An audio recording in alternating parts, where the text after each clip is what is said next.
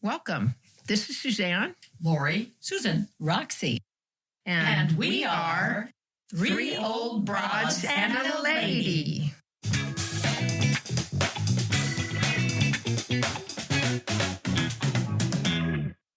Today, our topic is come and gone. Things that we remember that were really big once and now are gone.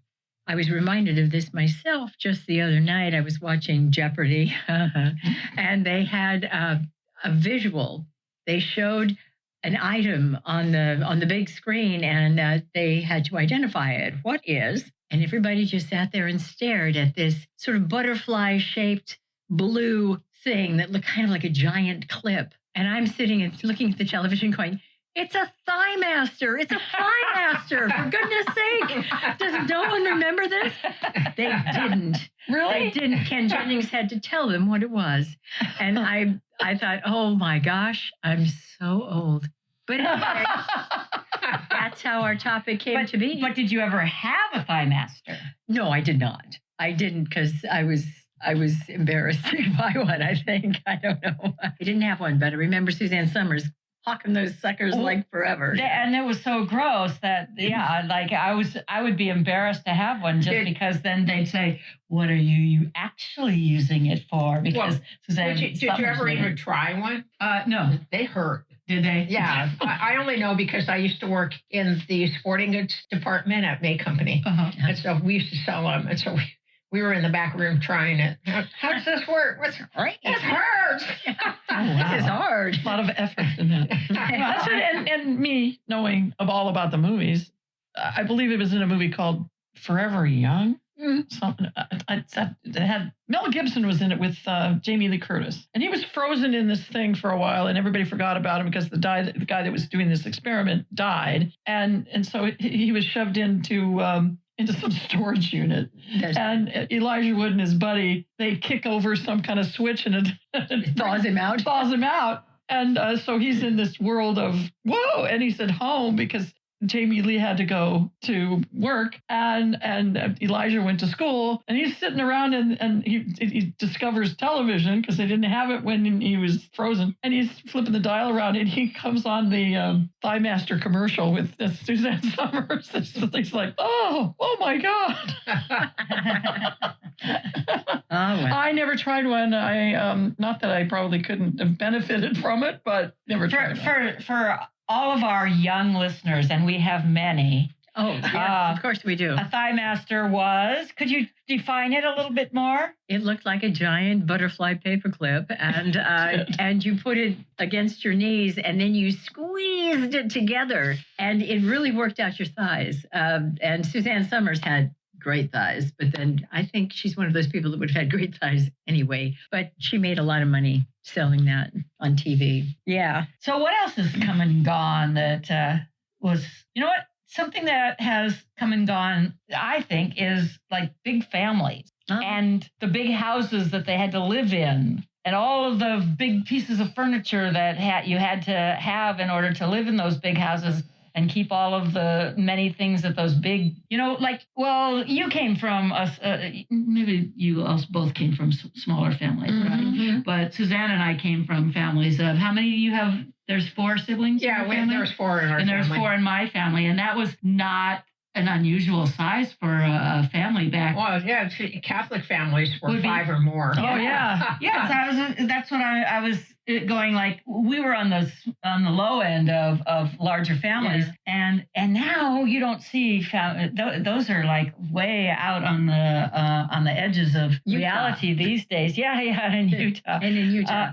So someplace like that. Yeah. But in that, also, then people don't buy the big old houses anymore. They're because they don't have a huge family. And it came across to me very specifically when my friend Tom Shelton was trying to get rid of a baby grand piano that his mother had owned, and he was trying to get rid of it because it's a beautiful piano, and pianos themselves are not that popular these days because everybody's got an electronic keyboard instead. But then this is a big, beautiful, lovely piano, and he could not get anybody to take it because nobody had a big enough house, or they don't play pianos anymore, or whatever it was. And so this gorgeous, classic piano, he had to pay money for a junk guy to come and pull it over there and take it away. Sad. I know. He even tried to donate it to like an organization or something like that, and no one would take it.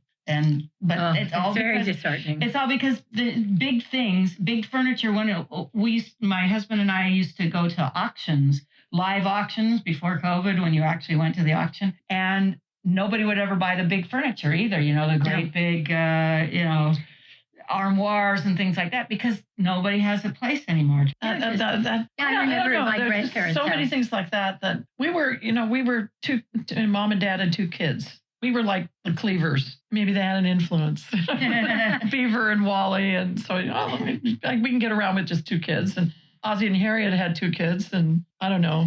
The Andersons, there were three kids, and that was Father Knows Best. And but 8 is enough had more. That was that was later. I don't know what that. I never was. Brady Bunch had more, but they were a blended family. Yeah, but anyway, no. But what you say about large pieces of furniture, you're right. It's hard to find them when you need one for a show or something, because nobody has them around. And I remember my grandparents' house in Nebraska, a little tiny wood house. And they had this huge buffet that went across one whole wall. And it must have been 100 years old when my grandmother had it. And I don't know what became of it, but I suspect that they just hauled it away to the junkyard. That's right. Somebody had to pay the junk guy to come and the piano. They don't. The younger generation doesn't want the old furniture. They don't want it. They don't want anything. They don't want it.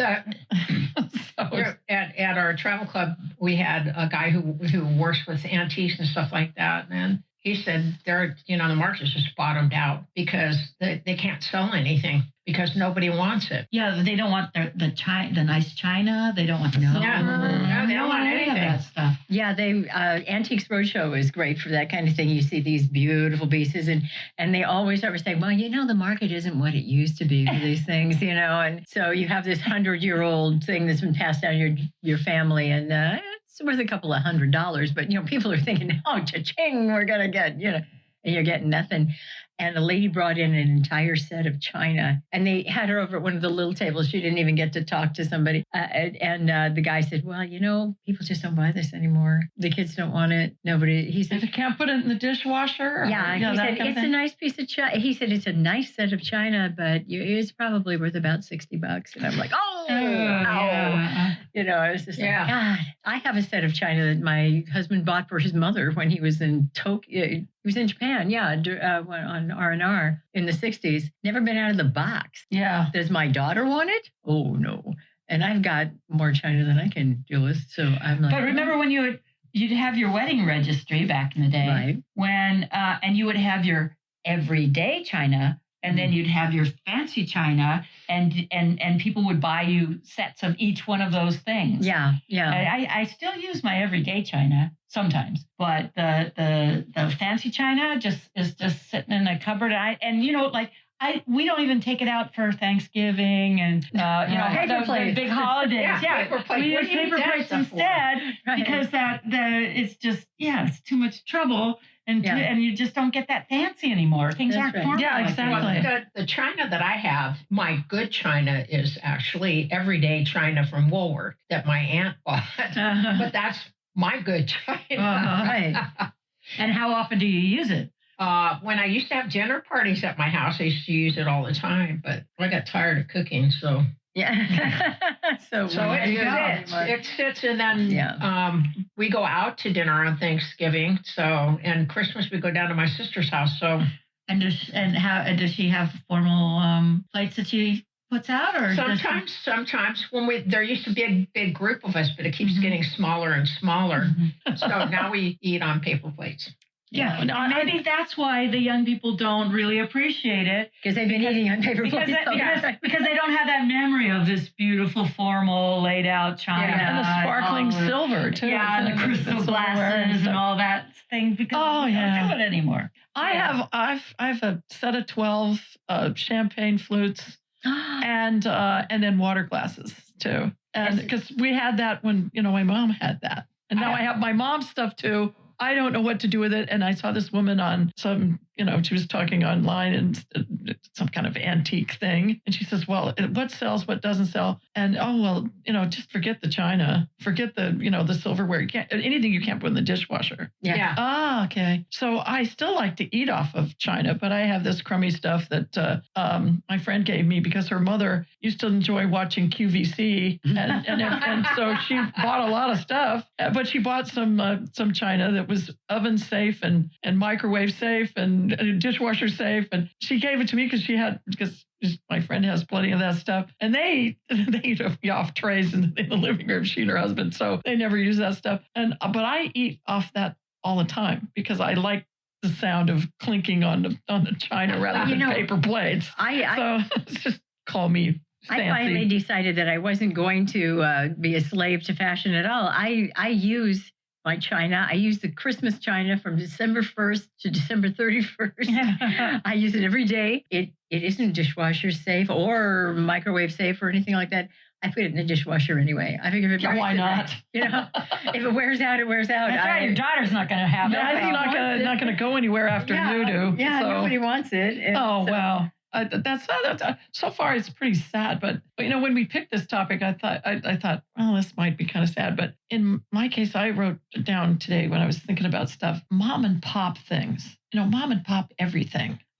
Stores, bicycle shop that just do bicycles. There was, the cleaners. Where do you go to get things cleaned anymore? There used to be a guy up around the corner from us when we first moved in to the house we've been in for 35 years that did sewing machine repair, lawnmower repair. He did all kinds of, small machine vacuum repair. Yeah. It's like he's long gone. And I have no idea where I would go to get a vacuum fix. Or I don't have a new one, but and like nurseries, like Blue Hills and stuff. No, the Blue Hills is gone. It's gone too. And you could go. And my mom, I remember when we moved into our house, the house was built, but she had to go around and look around for stuff to plant around the yard. And there was this one guy that she would always go to for years. And now you go now and there's some flowers over there you can look at. I'm not going to mention the store, the Home Depot. Yeah. Okay, let's go with that. And say the orange store. Yeah, that orange store. Or the orange store. That's true. There's only two. Yes, indeed. And that's and they don't know where anything is. And one time I was looking around for something, and customers came up and told me where it was. Because the guy, I asked 3 or 4 people with their little red aprons on, and they didn't know. And so this guy says, well, I've heard you on some of the, looking around, talking to these people. It's over on 14. Yeah. Oh, thank you. The last time I had that experience, I asked 2 different guys in 2 different locations, and they sent me to 2 different places, and both of them were wrong. So I check out with my box of light bulbs because that's all I could find. And the lady that's standing there to help you with your personal checkout, she says, did you find everything you needed? And I said, well, actually, no, I didn't. I said, I need this. And 2 different guys sent me to 2 different places, blah, blah, blah. And she goes, they're idiots. Come with me. She took me right to it. Oh, wow. Well, made a sale. Yes, she did. And I said, boy, I'm glad I ran into you. But it's crazy, But anyway, these little stores that specialize. Yeah. But what are kind of pies? Did you remember the chicken pie place? No. It was over in the quad. Yes. They had one? Yeah, that's all they sold was chicken pies. And sometimes we'd be at the market and things were getting late. So mom would say, oh, well, let's just go over and pick up chicken pies. And they were little individual chicken pies. Why don't I remember that? I don't remember it either. It was Coussel's. Both of us live right next to I can't imagine. Well, and there was a chicken pie place over by the Pointy Hills Mall too, because and I like me a good chicken pie. And it was the best chicken pie ever. I've never had a better chicken pie than now they're gone. Now I forget chicken pies now. Yeah. But you know what? The equivalent of that is today is food trucks. Yeah. And if you go down, at least in our town in Whittier, in down Whittier Boulevard, which is the main drag, late at night, They're lined up. There's Yeah. there's food truck next to food truck next to food truck, just parked out on the sidewalk, and you can go up and get whatever food they have. And so the mom and pop store is still around. They're just not. They're mobile. They're mobile now, so they can move wherever they want. And they're to. late at night. Yeah, and they're late at night. They go find the customers.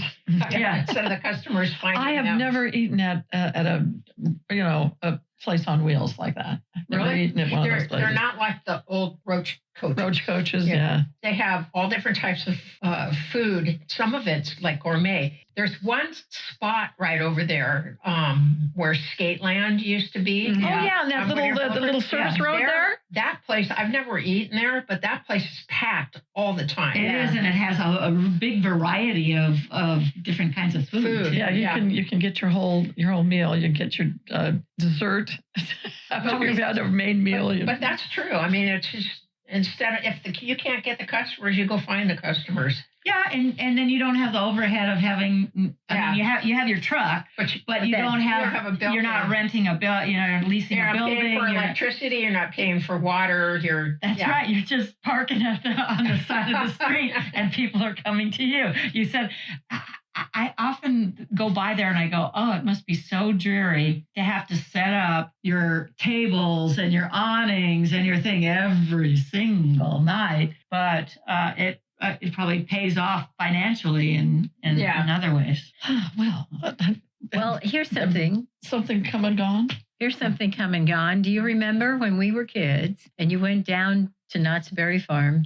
Just before you got to Knott's Berry Farm on Beach Boulevard was the alligator. Yeah. Oh, farm. gosh, yes. The alligator farm. That was the most amazing thing to me because I had never seen an alligator. And then later on, it occurred to me that we don't have alligators in California. What were they thinking? Where did they get this idea in the first place? And where did they get those guys from? But it was the weirdest thing. And there was a guy that would, open their mouths and wrestle with the alligator. So and you all that actually went stuff. to the alligator farm? Oh, yes, we went at least once. Did you have to pay for it? I think you probably did, You but must it's probably have like had to. $3 or something. Yeah, but there were a lot of people that would just hang around kind of outside the fence kind of thing, and they could still see in. So they were probably cheating and just, getting a long-term look at it. It was just the most bizarre little thing, and it was there for years. Oh, yeah. And in the summertime, you could smell it. You'd be coming down the boulevard, and you go, well, I think we're getting close to the alligator farm. Yeah, you could smell Knott's Berry Farm, too, back then. That's true. It's funny when you mentioned that, all of a sudden it came back to me. Was going to Burry's with my mom because they would sell the cookies and stuff that were broken that they couldn't package. That's right. And so we would go there and they would sell all that. And Nabisco did the same thing. Yes. Yeah. Burry's cookies and Nabisco. And my mom would go there and get all kinds of cookies and stuff. And we would get chocolate chip cookies and they would still be warm. Yeah, because they had broken and they threw them in the bin. Wow. That has come and gone. Alligator Farm. I'm like, oh. And then I'm like, what was the name of that place? Somebody's alligator farm. The cookie thing, that's come and gone. At Vaughn's, when it was Vaughn's, they had a cookie department and they had somebody stationed there all the time, the cookie girl. And you could go down this aisle and they had all of these, plexiglass little, bins of all these different cookies, and you could buy the cookies out of the bins. And you would buy as many as you wanted or as few as you wanted or whatever. And the cookie girl would have some gloves on and she'd pull them out. Or you were able to use tongs because there was tongs for every bin. And you could reach in as many. And of course, the cookie girl will there say, use the tongs and then put them in a bag.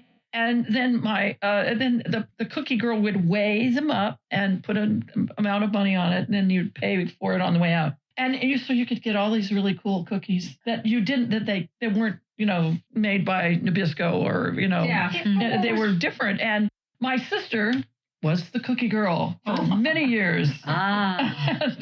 Did you ever go there?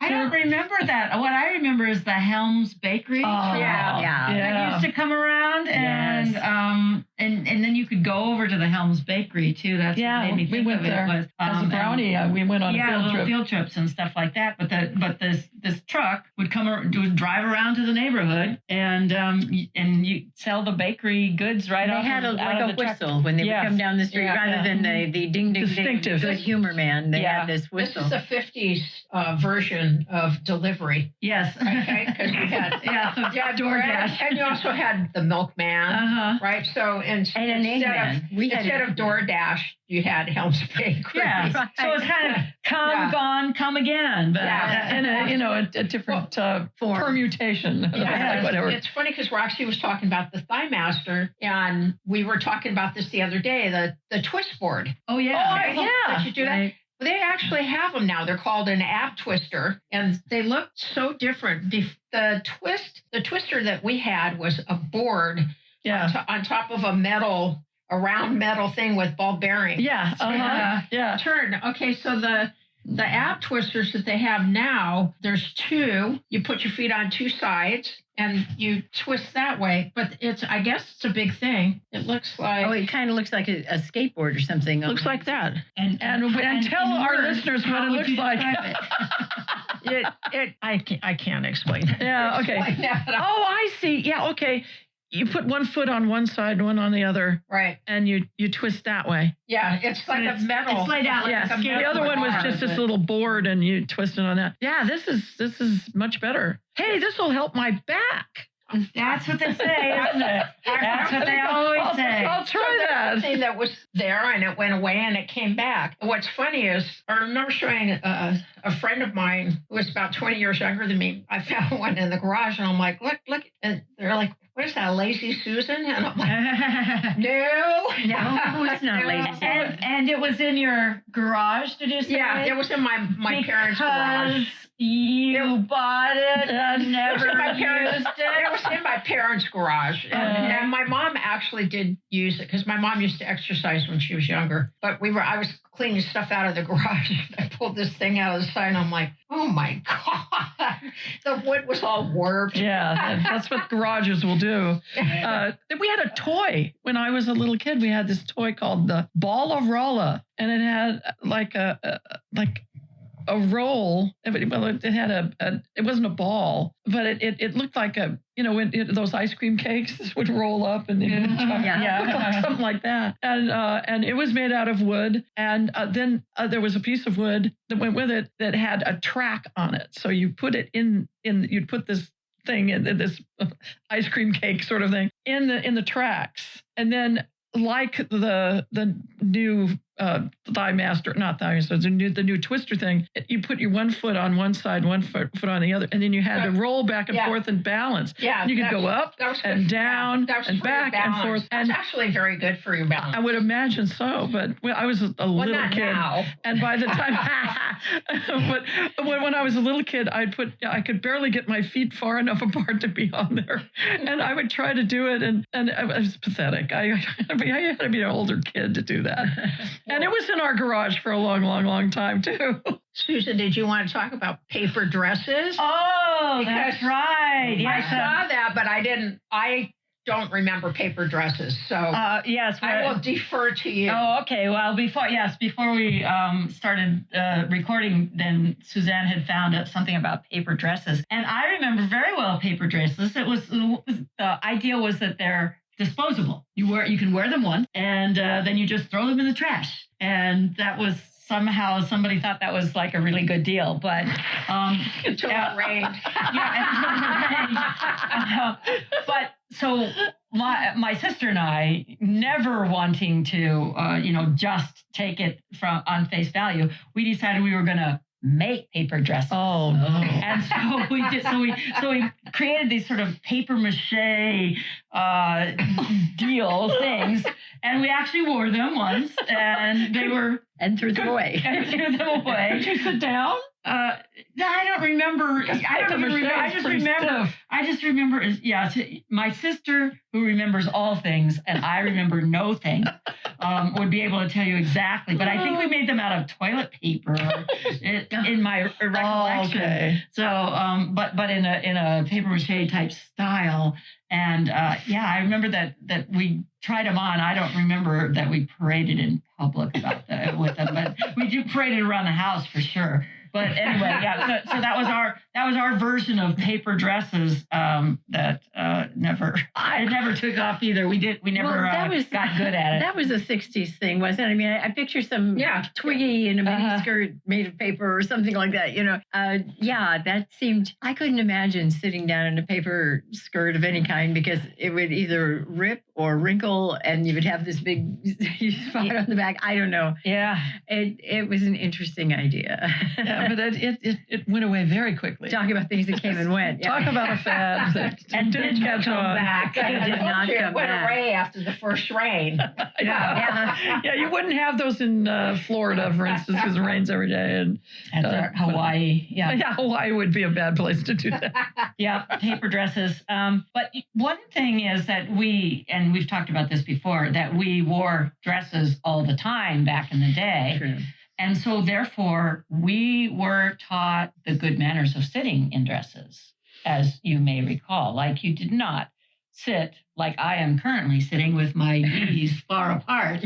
Instead, well, I think we could all speak for that at this moment. I'm looking around, taking a survey, and but you would have to sit very neatly with your knees together and cross your ankles. Or you could just move your ankles to the side and not cross them. But that's right. But you had to keep those knees together, especially once we got into the miniskirt era, and that was something that I think every girl was taught, wasn't it? And did you ever have to do walk with the books on your head to make your posture better or anything like that? I tried that. It didn't work too well. I have dreadful posture. I never had that lesson. Or go to cotillion classes. Remember cotillion? Yes. I had so many friends that did that, and I thought, "Hey, Mom, could I go to the cotillion class?" No. I got any questions? I went to East Whittier. It was intermediate back then. There's intermediate, middle school, and junior high, and they're all different. But I went to East Whittier Intermediate, and we had every Friday night we had a little dance class where we would learn all of the different ballroom dance steps and everything like that. Nice. And then they teach us they teach us the cha cha cha or something like that.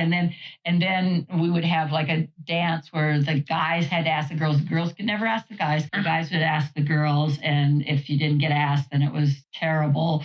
But what was even worse was when the guy that asked you was like the school nerd, and that was the only person who asked you, and then you had to decide, is it better to have not been asked at all, or is it better to be dancing with the nerd? To be or not to be. That's right. That is the question. Yeah. And you would always be equated with the nerd guys. Yes, right, which I was anyway, but it never occurred to me that I was also a nerd, but I'm pretty sure I was. Well, at St. Paul, we had, when we were seniors, we had mother and student tea, and we had to go in the gym and learn these etiquette things. Just really, briefly, and then everybody went in and introduced ourselves with other people, and that. Hi, I'm Dave. And, I'm Lauri. It's like, yeah, we've been in class together for a million years, but we're still doing that. Practice. And this is my mother, and so we were all giggling and laughing and everything, but.